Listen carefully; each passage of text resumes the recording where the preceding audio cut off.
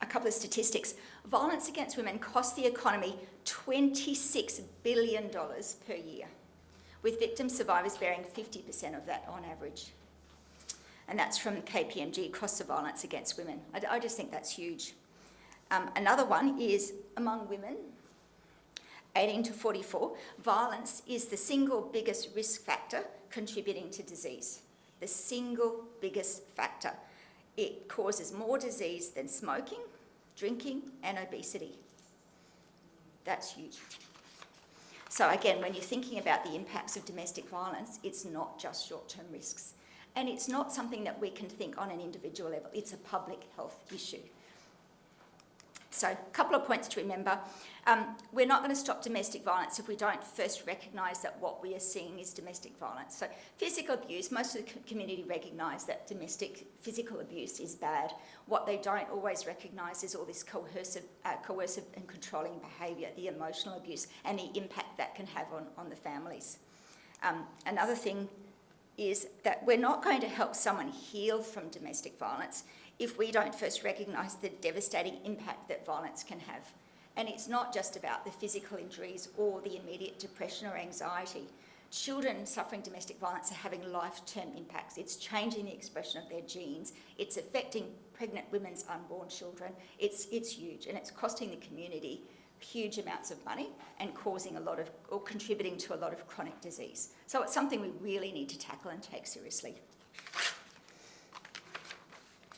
So, as I said before, many of the adults that we see in family court proceedings were once the children experiencing domestic violence, abuse and other adverse experiences. And I know many of you here would have heard of the Adverse Childhood Experience study, where they looked at about 10 different adverse childhood experiences, including domestic violence, and how the more ACEs you had, the more risk of chronic disease later in life people had. And there's a little infogram about that in your satchels, and lots of information in the booklets.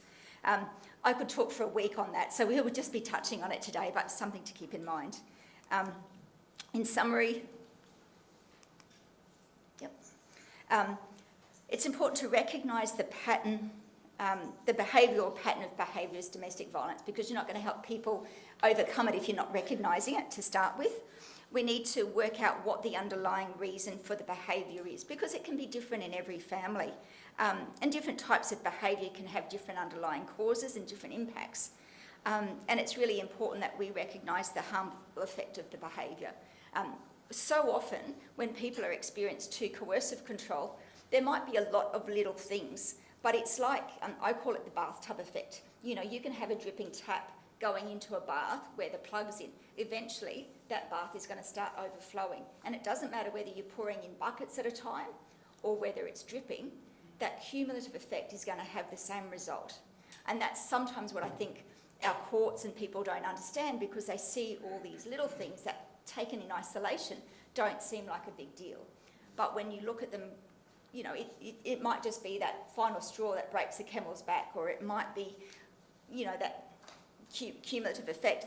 At the end of the day, it can have a huge impact on the victims. So that's really important to remember as well.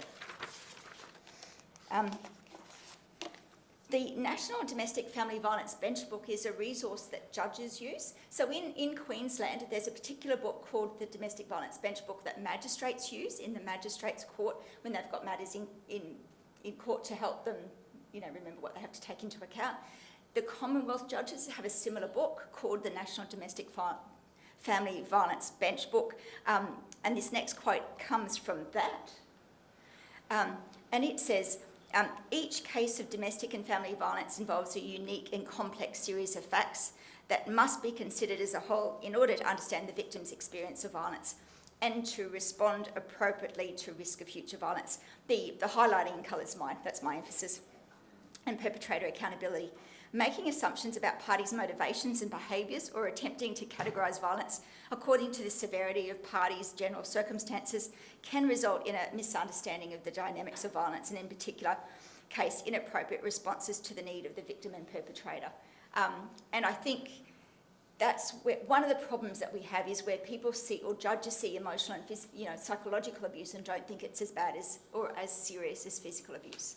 And you just have to look at the terrible tragedy that happened to Hannah Clark and her 3 children, how there had been no physical violence up to the time that they were killed. And it can be very difficult for victims in that situation to be taken seriously.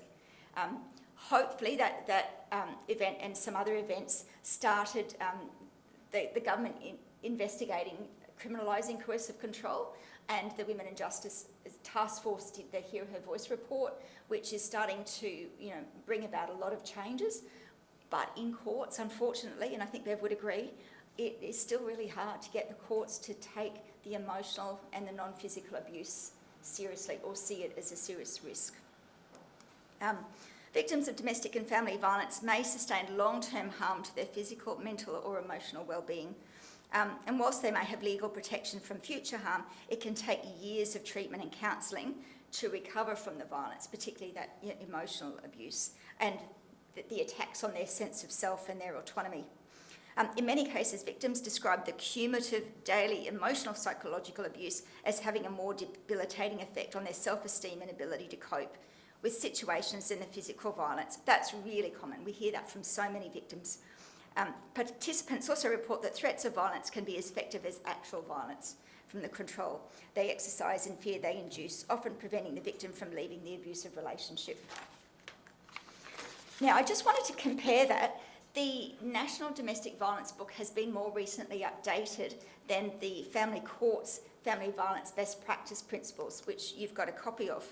And I just wanted to compare a couple of things. So the most recent version of the Family Violence Best Practice Principles was updated in 2016, so it's a bit old now, and the original version was done more than 10 years earlier. They still look at, when you're looking at assessment of risk, how extreme was the violence? Was there physical violence? Who was the primary perpetrator? Who provides a more plausible account? And my question is, well, why does it have to be physical violence to be serious? Why... when you're looking at giving a more plausible account, you have to remember that the victim may experience trauma and may not even be able to describe what they've experienced. So saying that, well, they didn't give it in a time-ordered sequence and they didn't really remember it, they must be lying, can really be coming from not a trauma-informed approach. So as much as these guidelines can be helpful in some respects, I think you do have to be a little bit careful of taking them not seriously, but paying too much attention to them because they are a little bit out of date, in my view. That's just my view. But I think you also have to be careful, whilst it's important to understand the type of violence, and the Family Violence Best Practice Principles say we can't just talk about violence now, you really have to categorise the violence. But trying to do that too much rather than looking at the dynamics of a particular situation can be dangerous as well, because if you just say, well, that's non-physical violence, that's just emotional abuse, that's not as serious, you could be missing a whole heap of coercive control and underlying risks. So just be a little bit wary of that. I put the booklet in there because in some respects it's really helpful to go through with clients and help them understand what a court might be looking at. But assuming that only physical violence is serious is really dangerous, in my view. So a couple of points to note. It does make it clear that there's no requirement for fear experienced by victims to be reasonable. That used to be in the Family Law Act. If a person was unreasonably fearful, they would be disregarded, but that's been taken out now. But the notions of propensity and seriousness, unfortunately, still have a bit of focus on physical harm. And not to say that physical harm's not serious, of course it can be, but it's not the only thing that can be serious. And I just say that victims are often traumatised and vulnerable witnesses and find it really difficult to give evidence on their own behalf or appear credible. And I'll just tell you an example. I had a client who came in to see me earlier this year, and she'd said, look, I've already been to one lawyer and they told me I don't have capacity to stand trial. And she was one of these victims. When I finally learnt what she'd been through, it was one of the most horrendous violence I've seen. But the perpetrator had actually brought an application against her because she had some violent resistance. But she couldn't even tell me. I was trying to get out of her what had happened in a particular situation, and she just kept shutting down and couldn't go there. She just really wanted some property matters dealt with.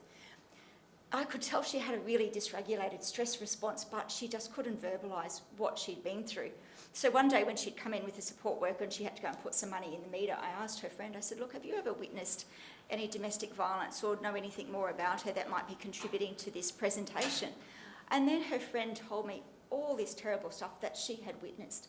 So this lady was tiny, about 5 foot. Her partner was almost 7 foot, could barely get through a door without bending over. And he would at times pick her up and hold her over the balcony of a 2-storey building. He would kick her and send her flying till she pooed on herself. You know, all of these sort of things that he was doing to her. And she had dealt with that by shutting down and blocking it out of her mind. And it's really difficult when that's how somebody copes to then say, now you've got to tell me all about it. You've coped by blocking it all out, but now you've got to tell me. Because it's not that easy, you know, and that really dysregulates their stress response when they have to tell you. So it's not easy, you know, and a lot of the worst cases I've seen where there's been really terrible domestic violence, there has been no order because people know that that's when they're most at risk, is going through that. We have some people who might be told by, you know, a family member or a psychologist, go and get a domestic violence order because that will stop the abuse. But they don't realise that often when it's not physical abuse, the police won't help them. And when they go to court, they could be cross-examined about all this stuff they've been through. And that's really traumatic. And a lot of them have said to us, look, if I knew what was involved, I would never have started it because that's more traumatic to go through that process than what I experienced. So there's lots of reasons that can stop people, you know, reporting it or being able to talk about it. A lot of people who've experienced coercive control can't make sense of what's happened to them. So if they can't understand it themselves, how do they possibly explain it to someone else? You know, and sometimes it can take years for them to really process what's happened. So that's where we as service providers can help out by giving them some information and helping them to validate their experiences and put a name to what they've experienced. Because once they can make sense of it, they can sort of start to heal. And we can put hopefully some boundaries in place to stop what's been happening from continuing to occur.